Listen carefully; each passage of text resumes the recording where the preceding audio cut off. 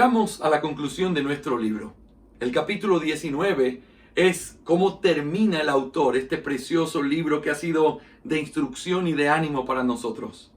Pero antes de concluirlo, yo quisiera llevarte a dos preguntas finales que creo que son importantes al cerrar este tiempo de lectura y de meditación. En primer lugar, ¿cuál fue el propósito de este libro? Cuando uno piensa en el propósito de algo, uno puede enfocarse apropiadamente para reflexionar, para recordar y también para poder aplicar.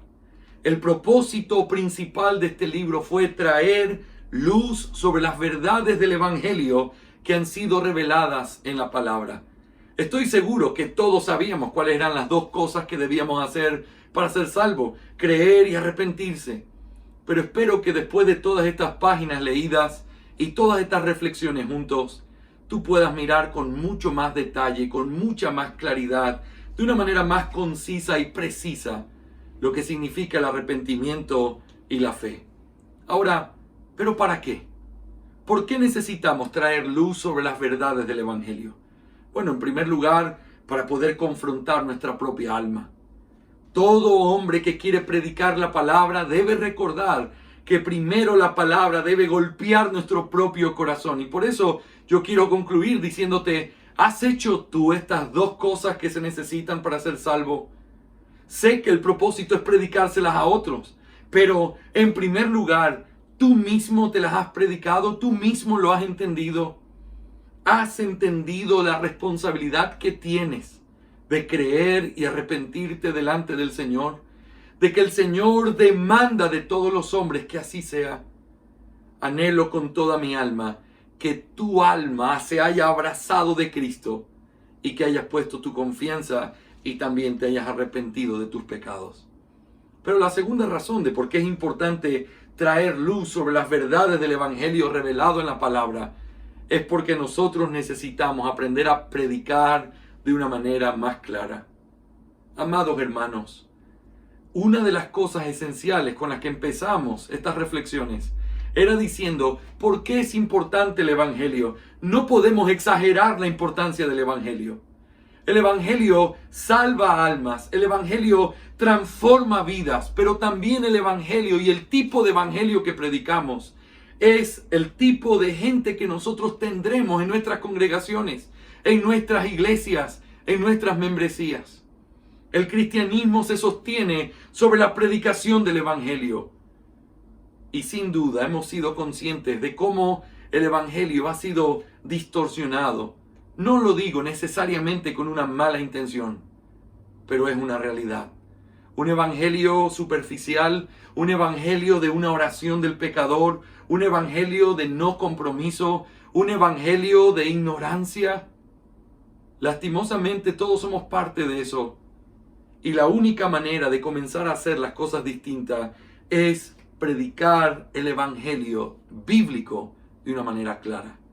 Y anhelo que con este libro hayamos podido mejorar nuestro entendimiento para poder predicar de una manera mucho más clara. Así que, ¿cuál fue el propósito de este libro? Traer luz sobre las verdades del Evangelio para confrontarnos a nosotros mismos y para poder predicárselo también a otros. Pero en segundo lugar y último, ¿qué es lo que hemos aprendido en este libro? Espero que tengas una lista larga de las cosas aprendidas, que tengas tus apuntes y que estés llevando todo lo que hemos estado pensando para que tu mente, tu corazón y tus labios sean direccionados de una mejor manera al momento de predicar. Pero quiero resumir en tres cosas importantes que pudiéramos decir son las enseñanzas más generales de este libro. En primer lugar, hemos recordado que es necesario estudiar el Evangelio. Si tú eres creyente, quizás empezaste leyendo este libro diciendo: claro, yo entiendo el Evangelio, dame algunas tácticas mejores para predicar. Pero nos hemos dado cuenta de algo en este estudio. No hemos aprendido tácticas, no hemos aprendido cómo cerrar una conversación evangelística. De lo que hemos hablado es del Evangelio. El Evangelio es necesario. Y es necesario porque cuando nosotros vemos el Evangelio a la luz de la palabra, como Dios lo presenta, como Pablo dice, como poder de Dios, nos damos cuenta de que es necesario entenderlo y estudiarlo, porque eso nos lleva a la adoración. ¡Qué Cristo glorioso! ¡Qué Padre glorioso! ¡Y qué Espíritu glorioso! Esa bendita Trinidad involucrada en la salvación de los hombres.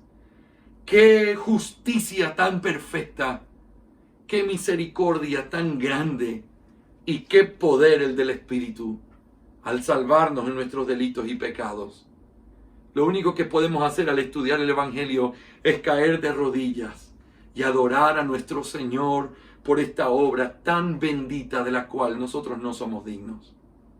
Pero también al estudiar nos damos cuenta de que debemos entenderlo apropiadamente por la salvación de nuestras propias almas, la salvación de nuestras propias familias. Quizás hubieron muchas cosas que no estaban tan claras y que ahora se han aclarado gracias a este estudio que hemos hecho en esta lectura, y anhelo que así sea. Y anhelo que al estudiarlo más, eso pueda repercutir en salvación para ti y para todos aquellos que están a tu alrededor. Pero también es necesario estudiar el Evangelio por causa de la proclamación que debemos hacer del Evangelio. Es nuestra responsabilidad y no podemos dejar eso simplemente a un lado. En segundo lugar, ¿qué hemos aprendido? No solamente que es necesario estudiar el Evangelio, sino que también las ilustraciones son muy útiles al momento de entender el Evangelio y al momento de predicarlo.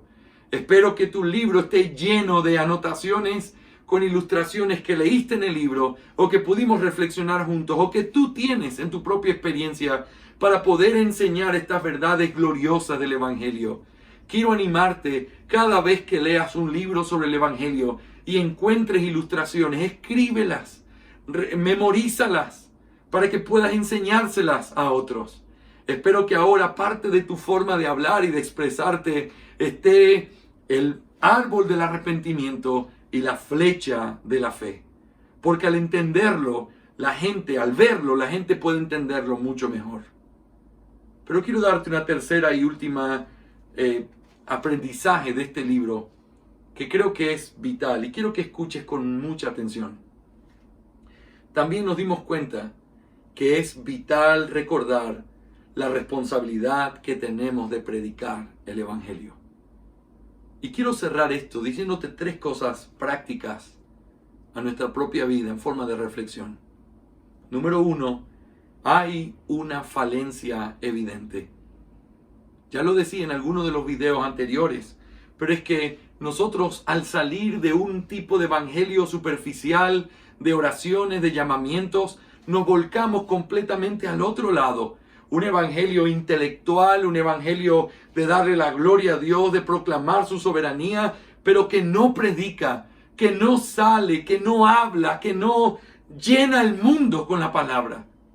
Nos hemos saltado de un lado donde queríamos comernos el mundo predicando, hacia otro lado donde entendemos la palabra, tenemos claridad, pero el celo por la predicación se ha terminado.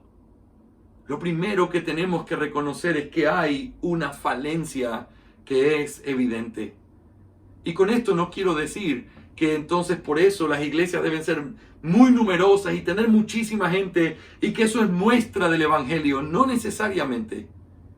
Aunque tu iglesia sea pequeña, lo que tiene que haber en el corazón de nuestras iglesias es el anhelo y la pasión por predicarle el Evangelio a otras personas. Has seguido reuniones evangelísticas.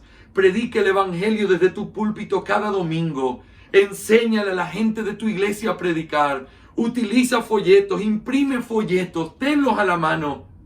Que nadie que tenga acceso a ustedes se vaya sin haber escuchado la verdad del Evangelio. Pero en segundo lugar, no solamente hay una falencia evidente, sino que hay una dificultad que es real. ¿Y qué quiero decir con esto? Es que nosotros necesitamos seguir entendiendo el Evangelio para poder encontrar un balance bíblico. Cuando llegamos a las doctrinas de la gracia, y si tú llegaste hace poco, quiero decirte, la lucha que todos hemos tenido es en tratar de mantener el equilibrio. Sí, los arminianos hablan tan fuerte de la libertad del hombre, del hecho de que el hombre puede si el hombre quiere. Y nosotros hablamos tan fuerte de la soberanía de Dios en la salvación. Y de pronto nos damos cuenta que perdemos el balance por no mirar que en la Biblia estas no son contradicciones. Los arminianos enfatizan la libertad del hombre y los hipercalvinistas, que son calvinistas fuera del enfoque bíblico, están enfocados en la soberanía, negando cualquier libertad del hombre. Pero el equilibrio bíblico es: el hombre tiene responsabilidad y tiene libertad, pero Dios es completamente soberano. Por lo tanto, se debe predicar aunque Dios haya escogido, y el hombre debe arrepentirse aunque no pueda. Y aunque no sean en nuestra mente cosas que tengan un sentido lógico al final, es por nuestro pecado, por nuestra debilidad, por nuestra pequeñez, porque somos criaturas. En la mente de Dios no son contradicciones. Somos llamados a tener que obedecer. Somos llamados a tener que predicar en ese balance bíblico. Predica la palabra y confía en la soberanía de Dios. Llama a los hombres al arrepentimiento y recuerda que es Dios quien se los da. Tenemos que vivir en ese balance, pero también quiero decirte, hay una dificultad real en nuestros días porque hemos perdido la perspectiva bíblica. Y con esto quiero decir, cuando uno hace la pregunta, ¿cómo se cumple la gran comisión? Lo primero que viene a nuestra mente es un estereotipo. Oh, eso significa tener que tomar folletos y todos los días salir a predicar. Y si alguien no lo hace así, no está cumpliendo la gran comisión. Y entonces tenemos gente agresiva en el evangelismo, pero un evangelismo completamente incompleto. Una gran comisión que se hace en parte. Una gran comisión que habla de evangelistas completamente aislados de la iglesia local, no predicando desde una iglesia local, enviados por una iglesia local, sino hablando de su individualidad. Yo debo predicar, y nos olvidamos que la gran comisión no solo incluye predicar el evangelio, sino también bautizar y enseñarles a guardar todas las cosas que el Señor ha mandado. La gran comisión debe cumplirse en un sentido integral. Y quiero hablar a tu corazón. Los estereotipos nos han enseñado que es solo de cierta manera. Tienes que predicar en un bus y si te avergüenzas, no estás cumpliendo la gran comisión. Cuando uno entiende la gran comisión desde la perspectiva de la iglesia, todos deben amar salvar a las almas. Todos deben estar con la pasión por predicar y sin duda todos deben hacerlo y saber cómo hacerlo. Pero al momento de armar nuestra estrategia para hacerlo, tenemos que recordar que como lo hacemos como iglesia, la iglesia es un cuerpo que tiene diferentes miembros. Y tienes gente que Dios ha dotado con una facilidad para hablar. Y tienes gente que aunque ama al Señor y le sirve y no se avergüenza de su fe, no tiene esa facilidad. Pero puede orar, puede ir contigo acompañándote, puede invitarte a su casa para que le prediques a su familia. El evangelio no debe ser cumplido desde estereotipos creados por el mundo evangélico, sino desde una perspectiva bíblica. La gran comisión se cumple en la iglesia local, abrazado de la iglesia local, en comunión como iglesia local. Y por eso quiero llamarte a que lo hagas en ese contexto. Y eso me lleva a mi tercer y último punto de reflexión en este video. Hay una esperanza bendita. No solamente hay una falencia evidente. No solamente hay una dificultad real, sino que también hay una esperanza bendita. ¿Y sabes qué es? Cuando el Señor comisionó a los apóstoles, les dijo: toda potestad me es dada en el cielo y en la tierra. Por tanto, id. El hecho de que Él tenga esa autoridad como el Cristo resucitado, que el Señor lo haya puesto como Rey sobre todo, implica por lo menos dos cosas bien importantes. Al final de la gran comisión Él dijo: y he aquí yo estoy con vosotros todos los días hasta el fin. Y eso tiene que recordarnos, la presencia del Señor nos asegura su compañía y consuelo en medio de la predicación del Evangelio. Quizás tú estás en una iglesia pequeña, en una ciudad pequeña, donde sientes que nadie más puede ver todo el esfuerzo que estás haciendo. Y a veces quizás llegas a tu casa con un corazón desanimado, pensando: es que estoy solo en esto. quiero recordarte, su presencia nos ha sido prometida y eso debe traernos consuelo. No estás solo. Aunque nadie más esté en eso contigo, el Señor está contigo. Y este tipo de reflexiones nos ayuda a ver que así como tú hay otros que estamos en diferentes lugares predicando la misma verdad del Evangelio, quizás solos, pero con el Señor, y recordando que su presencia es lo que consuela nuestras almas en medio de esta batalla. Pero en segundo lugar y último, no solamente nos asegura su compañía y su consuelo, sino también el cumplimiento de esta misión. La historia ya está escrita. Ya dice cómo termina. Hay miles de millones, incontables, de todo pueblo, de toda raza, de toda nación, que están proclamando al Cordero por toda la eternidad. Lo adoran a aquel que ha sido inmolado. Ya está escrito el final. Lo que nosotros estamos viviendo es como eso que fue profetizado llega a su desenlace y a la gloria de su consumación. Tú y yo tenemos el privilegio de participar en esta obra bendita de Cristo, llenando la tierra de hombres con fe y arrepentimiento, cumpliendo la misión que el primer Adán no pudo. El Señor le dijo, anda por el mundo o llena el mundo de hijos. Pero Adán pecó y él llenó la tierra de hijos, pero hijos con una imagen distorsionada que no le daban la gloria a Dios. De tal manera que llama la atención cuando dice, y los hombres comenzaron a invocar a Dios. Espera, Adán, ese no era el plan. El plan era que todos los hombres invocaran a Dios, que el Edén extendiera sus fronteras y que toda la tierra fuera llena del conocimiento de Jehová. Pero Cristo, el segundo Adán, vino a la tierra para poder hacer bien lo que el primer Adán no pudo.